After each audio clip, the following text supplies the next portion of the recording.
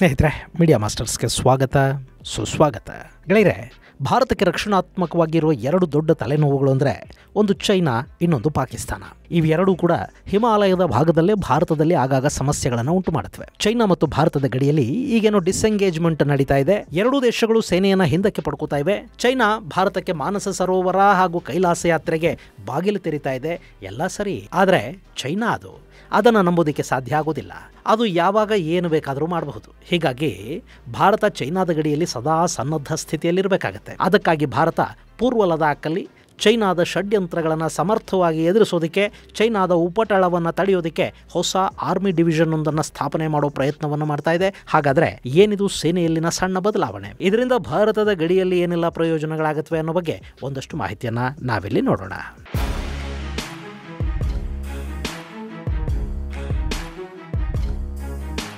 ಗೆಳೆಯರೆ, ನಿಮಗೆಲ್ಲ ನೆನಪಿರಬೇಕು, 2020ರಲ್ಲಿ ಚೈನಾ ಮತ್ತು ಭಾರತದ ನಡುವೆ ಒಂದು ಸಂಘರ್ಷ ನಡೀತು. ಪಾಂಗಾಂಗ್ ಸೋ, ಗಲ್ವಾನ್ ವ್ಯಾಲಿ ಹಾಗೂ ಬ್ಲ್ಯಾಕ್ ಟಾಪ್ಗಳಲ್ಲಿ ಎರಡೂ ಸೇನೆಗಳ ನಡುವೆ ಹೊಡೆದಾಟಗಳಾದವು. ಅಲ್ಲಿ ಗುಂಡು ಹಾರಲಿಲ್ಲ ಅನ್ನೋದು ನಿಜ, ಆದರೆ ಎರಡೂ ಕಡೆಗಳಲ್ಲೂ ಸೈನಿಕರ ಬಲಿದಾನ ಆಯಿತು. ಆನಂತರ ಸರಿಸುಮಾರು 4 ವರ್ಷಗಳ ಕಾಲ ಆ ಗಡಿಯಲ್ಲಿನ ಪರಿಸ್ಥಿತಿ ಬೂದಿ ಮುಚ್ಚಿದ ಕೆಂಡದ ಹಾಗೆ ಇತ್ತು. ಅಲ್ಲಿ ಯಾವಾಗ ಬೇಕಾದರೂ ಸಮಸ್ಯೆ ಕಾಣಿಸ್ಕೋಬಹುದು ಅನ್ನೋ ನಿಟ್ಟಲ್ಲಿ ಭಾರತ ಕೂಡ ತನ್ನ ಸೇನಾ ಬಲವನ್ನು ಹೆಚ್ಚು ಮಾಡ್ತಾ ಹೋಯಿತು. ಚಳಿಗಾಲದಲ್ಲೂ ಭಾರತದ ಸರಿಸುಮಾರು 60,000ದಷ್ಟು ಸೈನಿಕರು ಲದಾಖಲ್ಲಿ ಕಾಲು ಉರ್ಕೊಂಡು ಗಡಿ ಕಾಯೋದಕ್ಕೆ ನಿಂತರು. ಜೊತೆಗೆ ಭಾರತ ಚೈನಾದ ಮೇಲೆ ನಾನಾ ರೀತಿಯ ಒತ್ತಡಗಳನ್ನು ಹೇರೋದಕ್ಕೆ ಶುರು ಮಾಡಿತು. ಚೈನಾದ ಆ್ಯಪ್ಗಳು ಬ್ಯಾನ್ ಆದವು, ಡಂಪಿಂಗ್ ಡ್ಯೂಟಿ ಬಿತ್ತು, ಚೀನಿ ಹೂಡಿಕೆಗಳಿಗೆ ಕಡಿವಾಣ ಹಾಕಲಾಯಿತು, ಚೀನಿಯರಿಗೆ ವೀಸಾ ಕೂಡ ಕೊಡೋದಿಲ್ಲ ಅಂತ ಭಾರತ ಹಠಕ್ಕೆ ಬಿತ್ತು. ಗೆಳೆಯರೆ, ಭಾರತದ ಮಾರುಕಟ್ಟೆ ಅನ್ನೋದು ತುಂಬ ದೊಡ್ಡದು. ಅಲ್ಲಿಗೆ ಚೈನಾ ವಸ್ತುಗಳು ಬರೋದು ಕಡಿಮೆ ಆದರೆ ಚೈನಾಗೆ ಆರ್ಥಿಕ ನಷ್ಟ ಉಂಟಾಗುತ್ತೆ. ಅವರು ವ್ಯಾಪಾರಿಗಳು. ಹೀಗಾಗಿ ಗಡಿ ಬಗ್ಗೆ ಆಮೇಲೆ ಮಾತಾಡೋಣ, ವ್ಯಾಪಾರನ ನಿಲ್ಲಿಸೋದಿಕ್ಕೆ ಹೋಗಬೇಡಿ ಅಂತೂ ಚೈನಾ. ಮೊದಲು ಗಡಿ, ಆಮೇಲೆ ವ್ಯಾಪಾರ ಅಂತೂ ಭಾರತ. ಕಡೆಗೆ ಸತತವಾಗಿ ಎರಡೂ ಕಡೆಗಳ ಸೇನಾಧಿಕಾರಿಗಳ ಮಟ್ಟದ ಮಾತುಕತೆ ಆದವು. ರಕ್ಷಣಾ ಸಚಿವರು, ವಿದೇಶಾಂಗ ಸಚಿವರು ಮಾತಾಡಿದರು. ಪ್ರಧಾನಿ ಮತ್ತು ಅಧ್ಯಕ್ಷರ ನಡುವೆ ಮಾತುಕತೆಗಳಾದವು. ಅಂತಿಮವಾಗಿ ಸೇನೆಯನ್ನು ಹಿಂಪಡೆಯೋದಕ್ಕೆ ಎರಡೂ ದೇಶಗಳು ಒಪ್ಪಿತು. ಆದರೂ ಚೈನಾ ಈಗಾಗಲೇ ಭಾರತದ ಗಡಿಯ ಸಮೀಪದವರೆಗೆ ಉತ್ತಮ ರಸ್ತೆಗಳನ್ನು ಮಾಡಿಕೊಂಡಿದೆ, ಬ್ರಿಡ್ಜ್ಗಳನ್ನು ನಿರ್ಮಾಣ ಮಾಡಿಕೊಂಡಿದೆ, ರೈಲು ಮಾರ್ಗಗಳನ್ನು ಹಾಕ್ಕೊಂಡಿದೆ. ಗಡಿ ಸಮೀಪ ಅವರ ಸೇನಾ ನೆಲೆಗಳಿವೆ, ವಾಯು ನೆಲೆಗಳಿವೆ. ಹೀಗಾಗಿ ಯಾವ ಕ್ಷಣದಲ್ಲಿ ಬೇಕಾದರೂ ಗಡಿಯನ್ನು ತಲುಪೋದಕ್ಕೆ ಅವರಿಗೆ ಕಷ್ಟ ಆಗೋದಿಲ್ಲ. ಸೊ ಭಾರತ ಕೂಡ ಇಲ್ಲಿ ಸನ್ನದ್ಧ ಸ್ಥಿತಿಯಲ್ಲಿರಬೇಕಾಗತ್ತೆ. ಅಗತ್ಯ ಬಿದ್ದ ತಕ್ಷಣ ಇಲ್ಲಿಗೆ ಸೇನಾ ಪಡೆಗಳನ್ನು ರವಾನೆ ಮಾಡಬೇಕಾಗತ್ತೆ. ಅದಕ್ಕಾಗಿ ಲದಾಖ್ಗೆ ಒಂದು ಹೊಸ ಮಿಲಿಟರಿ ಡಿವಿಷನ್ ಅನ್ನು ರಚನೆ ಮಾಡಲಾಗ್ತಾ ಇದ್ದು, 1 ವರ್ಷಗಳ ಹಿಂದಿನ ಬೇಡಿಕೆ ಈಗ ಈಡೇರ್ತಾ ಇದೆ.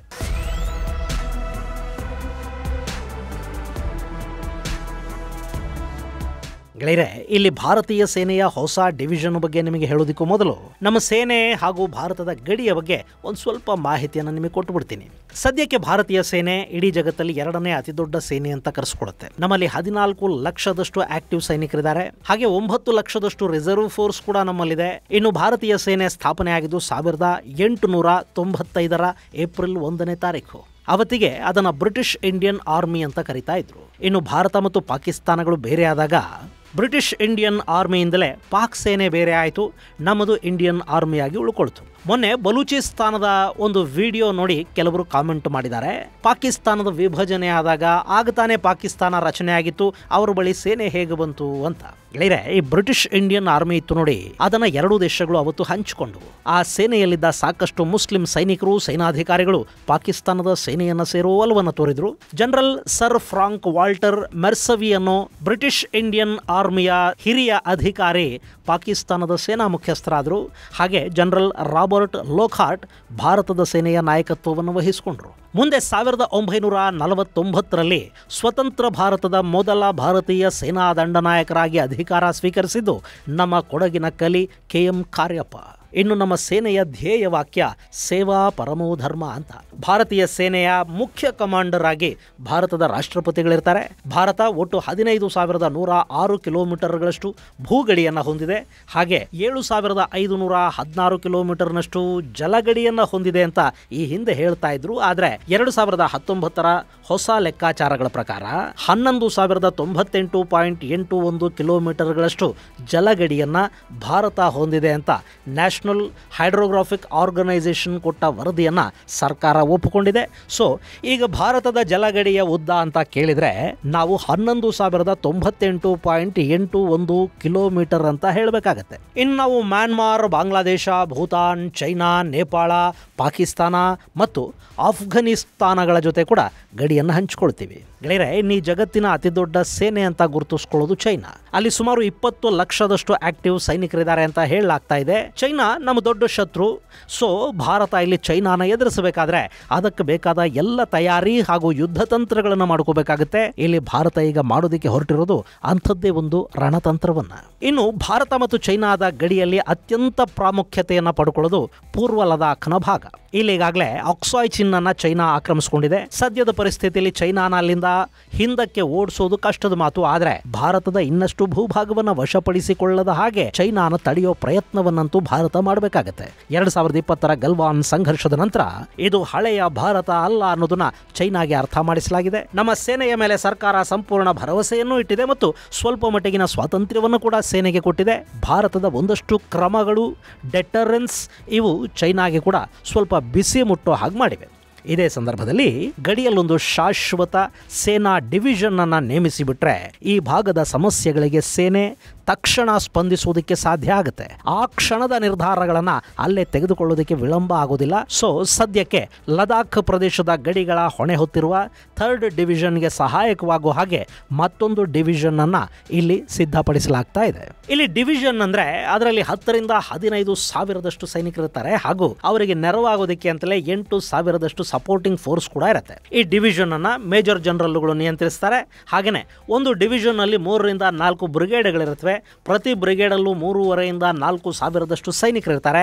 ಆ ಬ್ರಿಗೇಡನ್ನು ಬ್ರಿಗೇಡಿಯರ್ ಮುನ್ನಡೆಸ್ತಾರೆ. ಇಂಥ ಒಂದು ಹೊಸ ಡಿವಿಷನ್ ಅನ್ನು ಪೂರ್ವ ಲದಾಖ್ ಭಾಗದಲ್ಲಿ ನೇಮಿಸೋದ್ರ ಮೂಲಕ ಅಲ್ಲೊಂದು ಪರ್ಮನೆಂಟ್ ಸೇನೆಯನ್ನು ಇಡೋದಕ್ಕೆ ಸಾಧ್ಯ ಆಗುತ್ತೆ. ಈಗಾಗಲೇ 14th fire and fury core ಹೆಸರಲ್ಲಿ 72 ಡಿವಿಷನ್ ಅನ್ನ ಲೇಹಲ್ಲಿ ನಿಯೋಜನೆ ಮಾಡಲಾಗಿದೆ. ಇದು 1999ರಿಂದ ಅಲ್ಲಿ ಕಾರ್ಯನಿರ್ವಹಿಸ್ತಾ ಇದೆ. ಜಗತ್ತಿನ ಅತ್ಯಂತ ಕಠಿಣ ಹಾಗೂ ಸಮಸ್ಯಾತ್ಮಕ ಗಡಿಗಳನ್ನು ಈ 72 ಡಿವಿಷನ್ ನೋಡ್ಕೊಳ್ತಾ ಇದೆ. ಆದರೆ ಇತ್ತೀಚೆಗೆ ಚೈನಾದ ಉಪಟಳ ಹೆಚ್ಚಾದ ನಂತರ ಈ ಡಿವಿಷನ್ ಅಡಿಗೆ ಬರುವ ಒಂದಷ್ಟು ಸ್ಥಳಗಳನ್ನ ಕಾಪಾಡೋದಕ್ಕೆ ಅಂತಲೇ ಕೌಂಟರ್ ಇನ್ಸರ್ಜೆನ್ಸಿ ಗ್ರೂಪ್ ಅಂತಲೇ ಕರೆಸಿಕೊಳ್ಳುವ ರಾಷ್ಟ್ರೀಯ ರೈಫಲ್ಸ್ ಪಡೆಯನ್ನ ಇಲ್ಲಿ ಕೂಡ ನಿಯೋಜನೆ ಮಾಡಲಾಗಿದೆ. ಅವರನ್ನ ಹೆಚ್ಚು ದಿನ ಇಲ್ಲೇ ಇಡುವುದಕ್ಕಾಗೋದಿಲ್ಲ. ಜಮ್ಮು ಮತ್ತು ಕಾಶ್ಮೀರದ ಭಾಗದಲ್ಲಿ ಅವರಿಗೆ ವಿಪರೀತ ಕೆಲಸ ಇದೆ. ಹೀಗಾಗಿ ಈ ರಾಷ್ಟ್ರೀಯ ರೈಫಲ್ಸ್ ದಳವನ್ನ ಮತ್ತೆ ಜಮ್ಮು ಕಾಶ್ಮೀರಕ್ಕೆ ಕಳುಹಿಸಿಕೊಡಬೇಕಾಗುತ್ತೆ.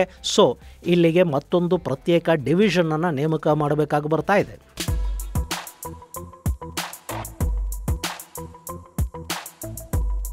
ಗೆಳೆಯರೆ, ಈ ಪೂರ್ವ ಲದಾಖ್ ಭಾಗ ಇದೆಯಲ್ಲ, ಇದು ತುಂಬಾನೇ ಎತ್ತರದಲ್ಲಿರೋ ಗಡಿ ಅಂತ ಅನ್ನಿಸ್ಕೊಳ್ಳುತ್ತೆ. ಹಿಮಾಲಯ ಪರ್ವತಗಳು ಹಾಗೂ ಕಣಿವೆಗಳ ನಡುವೆ ಹಬ್ಬಿರುವ ಈ ಗಡಿ ತೀವ್ರ ಸ್ವರೂಪದ ಹವಾಮಾನವನ್ನು ಕೂಡ ಹೊಂದಿರುತ್ತೆ. ಈ ಹಿಂದೆ ಪೂರ್ವ ಲದಾಖ್ನ ಒಟ್ಟು 832 ಕಿಲೋಮೀಟರ್ಗಳಷ್ಟು ಉದ್ದದ ಲೈನ್ ಆಫ್ ಆಕ್ಚುಯಲ್ ಕಂಟ್ರೋಲ್ ಭಾಗದಲ್ಲಿ ಚಳಿಗಾಲದಲ್ಲಿ ಸೇನೆಯನ್ನ ನಿಯೋಜನೆ ಮಾಡೋದಕ್ಕೆ ಹೋಗ್ತಾ ಇರಲಿಲ್ಲ.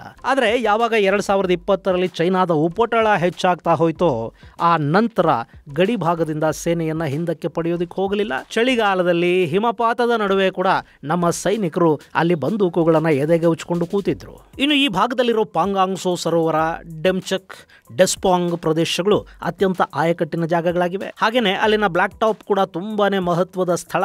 ಸದ್ಯಕ್ಕೆ ಈ ಭಾಗಗಳಲ್ಲಿ ಭಾರತೀಯ ಸೇನೆ ಮೇಲುಗೈಯನ್ನ ಸಾಧಿಸಿದೆ. ಸೊ ಒಂದು ವೇಳೆ ಅಲ್ಲಿಂದ ನಮ್ಮ ಸೇನೆಯನ್ನ ಹಿಂದಕ್ಕೆ ಪಡ್ಕೊಂಡ್ರೆ ಅಲ್ಲಿನ ಆಯಕಟ್ಟಿನ ಜಾಗಗಳಲ್ಲಿ ಚೈನಾದ ಸೇನೆ ಬಂದು ಕೋರುವ ಸಾಧ್ಯತೆ ಇರುತ್ತೆ. ಹೀಗಾಗಿ ಅಲ್ಲಿಗೊಂದು ಪರ್ಮನೆಂಟ್ ಡಿವಿಷನ್ ಅನ್ನ ಸ್ಥಾಪನೆ ಮಾಡಿ ಚೈನಾದ ಯಾವುದೇ ರೀತಿಯ ಆಟ ಅಲ್ಲಿ ನಡೆಯದಂತೆ ನೋಡ್ಕೋಬೇಕಾಗತ್ತೆ. ಜೊತೆಗೆ ಅಗತ್ಯ ಬಿದ್ದರೆ ತಕ್ಷಣ ಗಡಿಗೆ ಸೇನೆಯನ್ನ ಡಿಪ್ಲಾಯ್ ಮಾಡೋದಕ್ಕೆ ಕೂಡ ಒಂದಷ್ಟು ತುರ್ತು ಅಗತ್ಯಗಳನ್ನ ಕೈಗೊಳ್ಳುವ ನಿಟ್ಟಲ್ಲಿ ರಕ್ಷಣಾ ಇಲಾಖೆ ಇಲ್ಲಿಗೊಂದು ಪ್ರತ್ಯೇಕ ಡಿವಿಷನ್ ಅನ್ನ ರಚನೆ ಮಾಡ್ತಾ ಇರೋದು ತುಂಬಾನೇ ಸೂಕ್ತ ನಿರ್ಧಾರ ಅನ್ನಿಸ್ಕೊಳ್ತಾ ಇದೆ.